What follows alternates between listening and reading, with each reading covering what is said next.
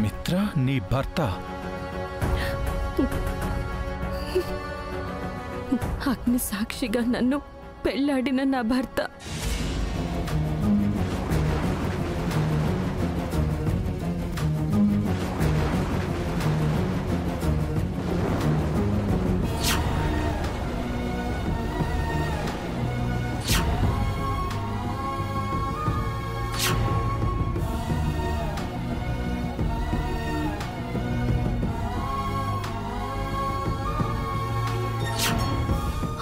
మా మధ్య ఉన్నది భార్యాభర్తల సంబంధం.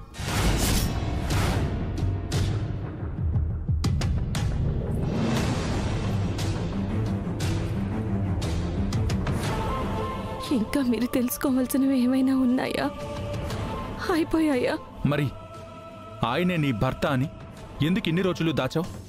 అంత పెద్ద నందన్ కుటుంబంలో కోడలివయుండి ఎవరికీ తెలియకుండా ఈ అజ్ఞాతవాసం ఎందుకు చేస్తున్నావు?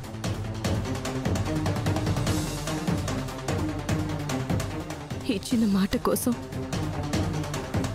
పాండవులు సైతం ఎలా అజ్ఞాతవాసం చేశారో అలాగే నేను కూడా ఇచ్చిన మాట కోసం, నా కుటుంబాన్ని కాపాడుకోవడం కోసం నేను కూడా అలాగే అజ్ఞాతవాసం చేస్తున్నాను.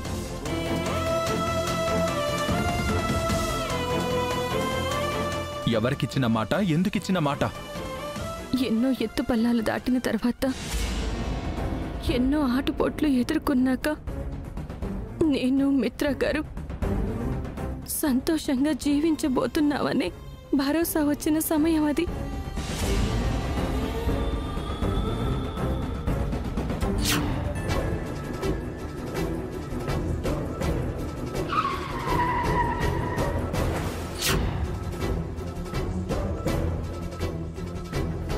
ఈ రోజు నా తల్లిని కూడా నేను పోగొట్టుకున్నాను. నా జీవితాన్ని నాశనం చేసిన ఏ ఒక్కరిని నేను వదలను. అందులో మొదటగా బలయ్యేది అరవింద్ ఆంటీయే. నీకేం కావాలి? ఏం కావాలన్నా ఇచ్చేస్తావా? కానీ అరవింద్ అత్తయ్య గారి మీద మాట పడకూడదు. ఆమెకు ఎలాంటి కీడు నువ్వు తలపెట్టకూడదు. సరే అయితే, నువ్వు మిత్ర జీవితం నుంచి శాశ్వతంగా వెళ్ళిపోవాలి. నందన్ కుటుంబం నుంచి కనుచూపు మేరలో కనపడకుండా వెళ్ళిపోవాలి.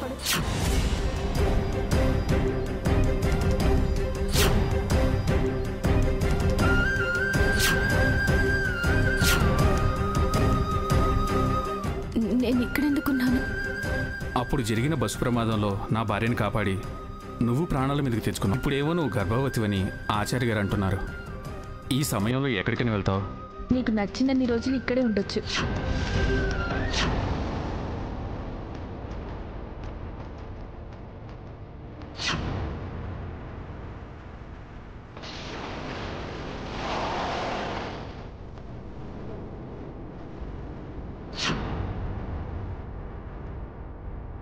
నా బిడ్డకి ప్రాణం పోసావు. దయచేసి నువ్వు మాతో ఉండిపోమ్మా.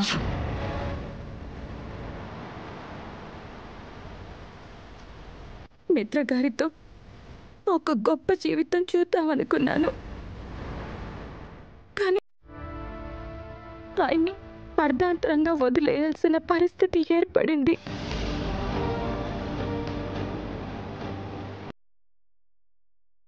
ఆయన దృష్టిలో నేనొక నమ్మక ద్రోహిలా మిగిలిపోయే పరిస్థితి ఏర్పడింది. మిత్ర గారు కానీ, మా అత్తయ్య గారు కానీ, నందన్ కుటుంబం కానీ క్షేమంగా ఉండాలి అంటే నేను తిరిగి ఆ ఇంటి గడప తొక్కకూడదు. మిత్రగారి భార్య స్థానాన్ని మళ్ళీ తిరిగి పొందాలని నేను ఆశపడకూడదు. జీవితాంతం ఇలా అజ్ఞాతంలో ఉండాల్సిందే. అందుకే నా గతం గురించి ఎవరికీ తెలియకూడదు అనుకున్నాను. నన్ను ఇంత అభిమానించి మీకు కూడా నా గతం గురించి చెప్పలేకపోయాను.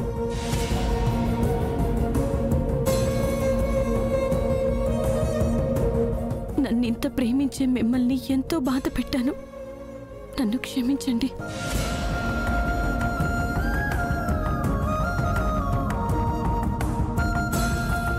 ఒకప్పుడు ఏ దిక్కు తోచని నాకు మీరే దిక్కయ్యారు.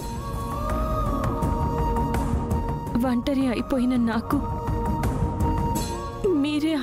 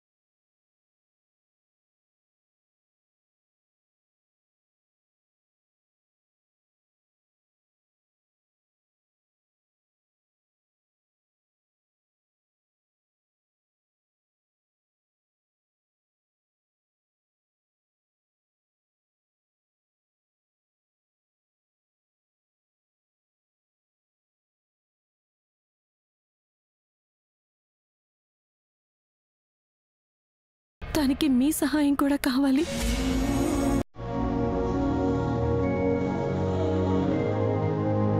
ఎప్పట్లాగే మీరు నాకు తోడుగా అండగా ఉంటారని భావిస్తున్నాను.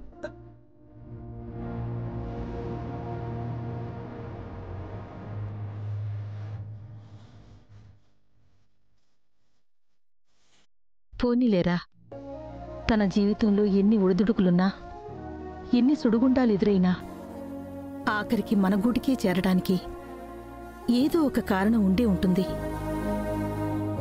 ఆ పైవాడు లక్ష్మిని ఇక్కడికి పంపించాడు అంటే లక్ష్మికి మరొక కొత్త జీవితం ఇవ్వడానికే అయ్యుంటుంది. తన రాతతో మన జీవితాలు ముడిపెట్టడానికే అయ్యుంటుంది. ఇప్పుడు లక్ష్మి నన్ను నమ్ముతుంది. అందుకే తన గురించి పూసగుచ్చినట్టు మొత్తం చెప్పేసింది. తన భర్త దగ్గర కూడా తను వెళ్లే పరిస్థితి లేదు. అందుకే ఇకపై నాతోనే ఉండాలనుకుంటుంది. నేనే తనకి తోడుగా నిలవాలని ఆశపడుతుంది. ఏదేమైనా అర్థాంతరంగా ఆగిపోయిన తన జీవితానికి మళ్ళీ చలనం నేనే కలిగించాలి. మోడుగా మిగిలిపోయిన తన జీవితానికి మళ్ళీ నేనే జీవం పోయాలి.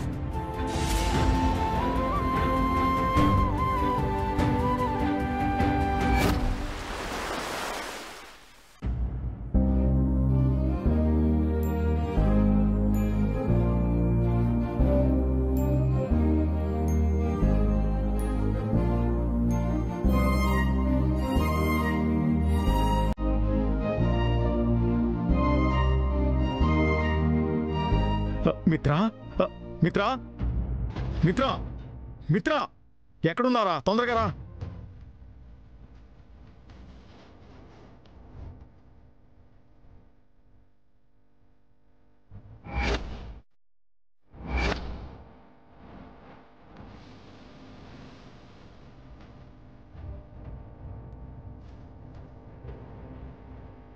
ఏంటి డాడ్? ఈరోజు న్యూస్ పేపర్ గుడ్ మార్నింగ్ చెప్తూ ఒక గుడ్ న్యూస్ కూడా తీసుకొచ్చిందిరా.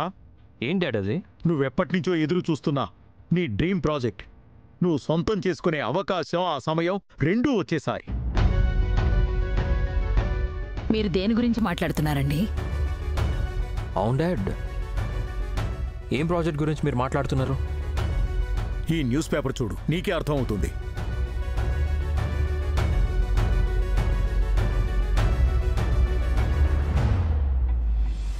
జేఎంఆర్ స్వదేశాగమనం. ఇండియాకి తిరిగొచ్చిన జేఎంఆర్. తెలుగు రాష్ట్రాల్లో పారిశ్రామిక రంగానికే మకుటం లాంటి జేఎంఆర్ భారతదేశానికి తిరిగి వస్తున్నారు.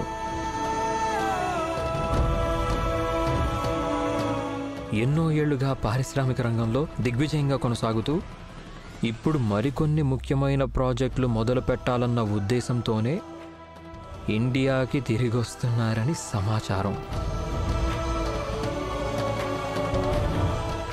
ఆయనతో కలిసి పనిచేసేందుకు, ఆయన నుంచి ప్రాజెక్టులు చేజిక్కించుకునేందుకు యువ పారిశ్రామికవేత్తలు ఎంతోమంది పోటీ పడుతూ ఉంటారు. ఇప్పుడు కూడా ఆయన మొదలు పెట్టబోయే ప్రాజెక్ట్ ఎవరు కైవసం చేసుకుంటారో చూడాలి.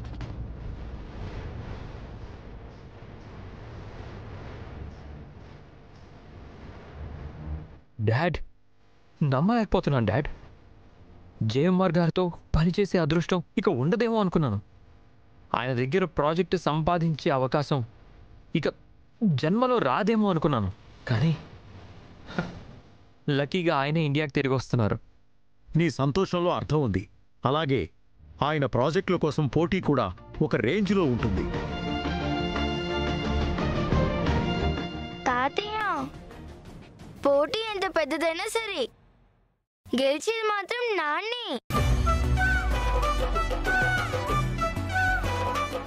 ఎందుకంటే నాన్న పంతం గురించి, పట్టుదల గురించి నీకు తెలీదా ఏంటి? ఖచ్చితంగా ఆ ప్రాజెక్ట్ నాన్నకే వస్తుంది.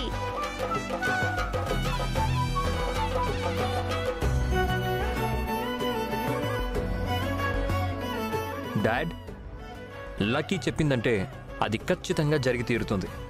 ఏమోరా, ఎప్పటినుండో ప్రాసెస్లో ఉన్న బ్యూటిఫుల్ ఫ్యూచర్ అనే ప్రాజెక్టు విషయంలోనే జేఎంఆర్ గారు ఇండియాకు వచ్చినట్టున్నారు.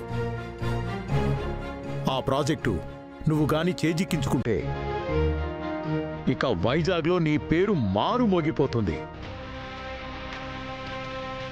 మిత్ర కెపాసిటీ గురించి, కమిట్మెంట్ గురించి మీకు తెలుసు కదండి.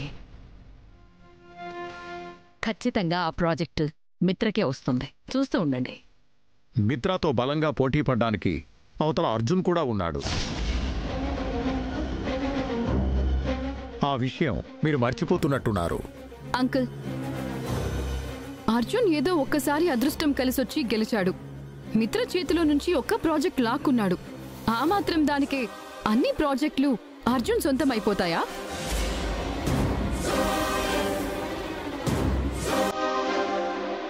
అది కూడా అర్జున్ టాలెంట్ కాదు, తన హార్డ్ వర్క్ కాదు. అతని వెనక ఇంకెవరో ఒక లేడీ ఉంది. తన వల్లే ఆ ప్రాజెక్ట్ అర్జున్ సొంతమైంది. నాన్న, మీరు ఎవరి గురించి మాట్లాడుతున్నారు? జున్ను వాళ్ళ మదర్ గురించేనా? తన గురించేం కాదు, కాకపోతే అర్జున్తో పాటు ఇంకెవరో ఒక లేడీ పనిచేస్తుంది. తన గురించి మాట్లాడుకుంటున్నాం. అయితే జున్ను వాళ్ళ మదరే అయి ఉంటారు.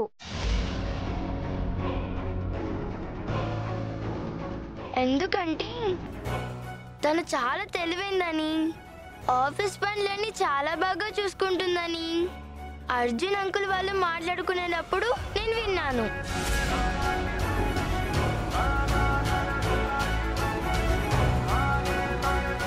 అసలు జున్ను వాళ్ళ అమ్మగారిని మీరు ఎప్పుడు చూడలేదు కదా? ఉండండి, చూపిస్తాను. నా ఫోన్లో ఉంది.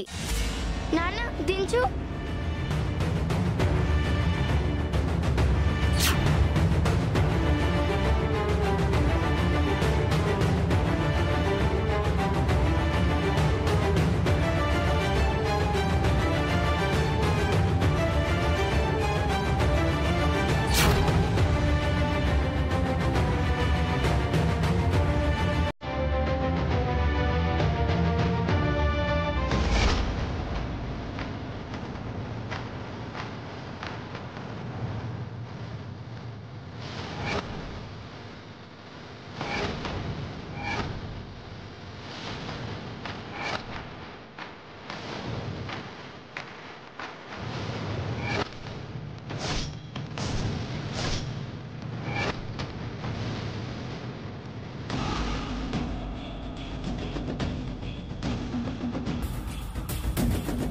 ఏ లక్కీ, పెద్దవాళ్ళ విషయాలు నువ్వెందుకు కలుగు చేసుకుంటున్నావు? చిన్నదానివి చిన్నదానిలా ఉండు. ఇలాంటి పెత్తనాలన్నీ చేయకు. ఇప్పుడు ఏమైంది దేవయాని? నేనేం చేశాను? నువ్వేం చేయలేదు. అలాగే ఏం చేయకుండా ఉంటేనే బెటర్. దేవయాని, ఇప్పుడు అదేం చేసిందని దాని మీద అరుస్తున్నావు? అక్క, లక్కీ గురించి అందాక పక్కన పెట్టు. మనం ఇప్పుడు ఎంత శుభవార్త విన్నామంటే దానికి కారణం ఏంటో తెలుసా? ఏంటా కారణం? ఇంట్లో వివేక్ పెళ్లి గురించి మాట్లాడుకున్నామా? అంటే శుభకార్యం తలపెడుతున్నట్టు. మనం శుభకార్యం తలపెట్టినప్పుడే శుభవార్తలు కూడా వింటూ ఉంటాం. అందుకే వివేక్ పెళ్లితో పాటు మిత్ర మనీషల పెళ్లి కూడా జరిపించేశామనుకో, ఇక మనకన్నీ శుభాలే.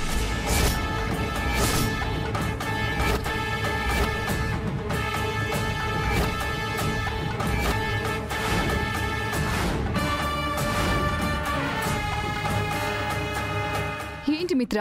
ఏం మాట్లాడడం లేదు? పెళ్ళి అనిగానే సైలెంట్ అయిపోతావు. దేవయాని ఆంటీ అన్న మాట బాగానే ఉంది కదా? మనీషా, ఇప్పుడు నేను జేఎంఆర్ గారి దగ్గర ప్రాజెక్ట్ ఎలా సంపాదించాలా అని మాత్రమే ఆలోచిస్తున్నాను. ఆయన దగ్గర ప్రాజెక్ట్ సంపాదించానంటే నా లైఫ్లోనే ఒక బిగ్ సక్సెస్ సాధించినట్టు. అప్పటి వరకు పెళ్లి గురించి మాట్లాడుకో ప్లీజ్. మనీషా, ఆ విషయాల గురించి తర్వాత ఆలోచిద్దాం. మిత్ర, జేఎంఆర్ గారు ల్యాండ్ అయ్యేసరికి నువ్వు ఆయన ఇంటి గుమ్మం ముందు ఉండాలి. వెంటనే బయలుదేరు. Okay dad.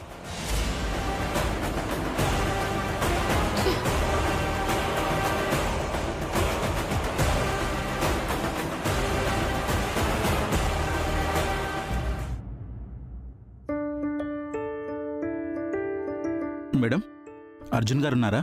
నువ్వెవరు? అర్జున్ గారి దగ్గర కొత్తగా ఉద్యోగాలు చేరాను మేడం. లక్ష్మి గారి ప్లేస్లో నేను జాయిన్ అయ్యాను మేడం. ఏంటి, లక్ష్మి ఉద్యోగంలో నువ్వు జాయిన్ అయ్యావా? అవును మేడం. లక్ష్మి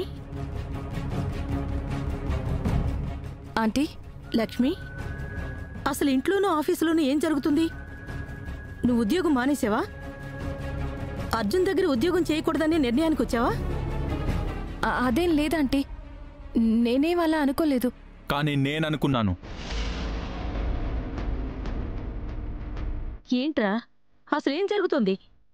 లక్ష్మి ప్లేస్లో ఇతను అపాయింట్ చేశాను. ఇక లక్ష్మి చేసే పనులన్నీ ఇతనే చేయబోతున్నాడు.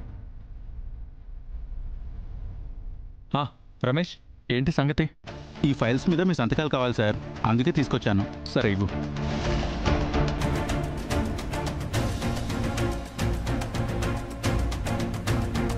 నేను చెప్పిన విషయాల గురించి కనుక్కున్నావా? కనుక్కున్నాను సార్. జేఎంఆర్ గారు వైజాగ్లో ల్యాండ్ అయ్యాక సరిగ్గా 10 గంటలకి ఆయన బంగ్లాకి చేరుకుంటారంట. కాకపోతే ఈరోజే అపాయింట్మెంట్ దొరకడం కష్టమని తెలిసింది. సరే, దాని గురించి నేను చూసుకుంటానులే, నువ్వు వెళ్ళు. Okay sir. అర్జున్, ఆగరా. నేను అడిగిన దానికి నువ్వింకా సమాధానం చెప్పలేదు. లక్ష్మి చేస్తున్న ఉద్యోగం మరొకరికి ఇవ్వాల్సిన అవసరం ఏమొచ్చింది?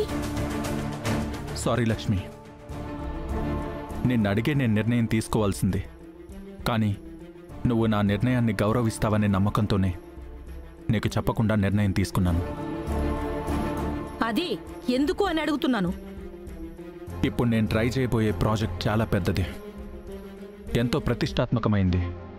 దీనికోసం నాతో పోటీ పడే వ్యక్తి మిత్ర.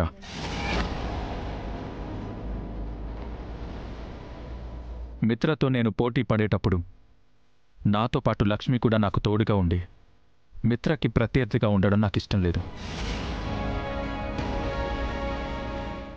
అందుకే ప్రస్తుతానికి లక్ష్మి చేసే ఉద్యోగం మరొకరికి ఇవ్వాల్సి వచ్చింది. కానీ అర్జున్ ఆంటీ, అర్జున్ గారు తీసుకున్న నిర్ణయం కరెక్టే. నేను ఆయన నిర్ణయాన్ని గౌరవిస్తున్నాను. Thank you so much Lakshmi. అమ్మా, స్కూల్కి బయలుదేరదామా? జున్ను, ఈరోజు నేనే నిన్ను స్కూల్ దగ్గర డ్రాప్ చేస్తాను. మీరెందుకు బాబా? ఎప్పుడు మా అమ్మే కదా డ్రాప్ చేస్తుంది. ఈరోజు అమ్మకి రెస్ట్ ఇద్దాంలే. పైగా ఈరోజు నేను ఒక కొత్త ప్రాజెక్ట్ కోసం ట్రై చేస్తున్నాను. నీతో కాసేపు కబుర్లు చెప్తూ జర్నీ చేస్తే నాకు కూడా హుషారు వస్తుంది. ఓహో, మీరు ఈరోజు కొత్త ప్రాజెక్ట్ ట్రై చేస్తున్నారా? ఆల్ ది బెస్ట్ బాబా.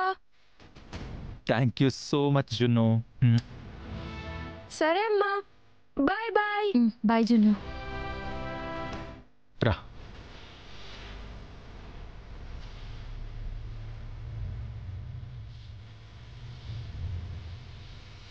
లక్ష్మి, ఏంటమ్మా, దేని గురించి ఆలోచిస్తున్నావు? వాడి నిర్ణయం నీకు నిజంగానే ఇష్టమేనా? అర్జున్ గారు అన్నీ ఆలోచించి ఈ నిర్ణయం తీసుకున్నారంటీ. పోనీలేమ్మా, నువ్వెక్కడ ఏమనుకుంటావో అని చాలా భయపడ్డాను. సరే ఆంటీ, నేను అలా గుడికి వెళ్ళొస్తాను. సరేనమ్మా.